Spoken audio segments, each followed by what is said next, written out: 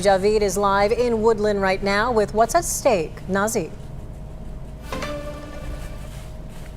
Yeah, Chris, Laura, a lot of people showed up to this meeting very concerned that their departments are going to be facing some of these serious cuts. Now, we know they're in a structural deficit. This is a serious issue for the county, and everything was on the table. While they didn't make any decisions today, they talked about potential cuts to certain departments, furloughs, and more.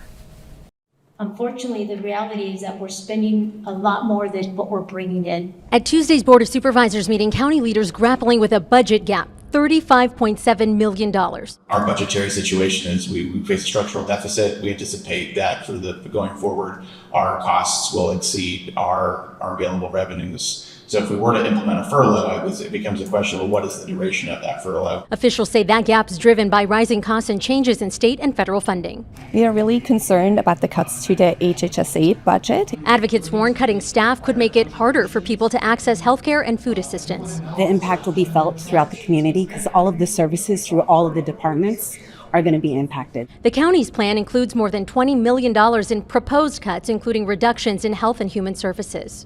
We are all deeply concerned how these proposed cuts would further threaten our ability to do our jobs, to keep kids safe.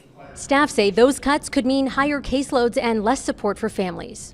As you know, IHSS is a deeply vital program that allows people with disabilities of all ages, as well as older adults, to live safely at home rather than in institutional care.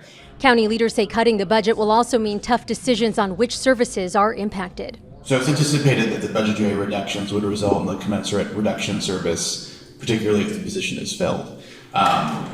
Similarly, we're also proposing to reduce contracts across the board.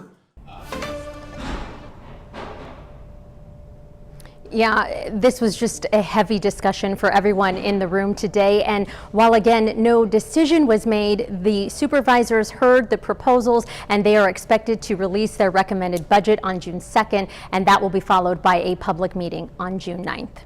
Live in Woodland, Nazi Javid, ABC 10. Again, this is indeed a developing story and one we'll be following. Nazi, thank you.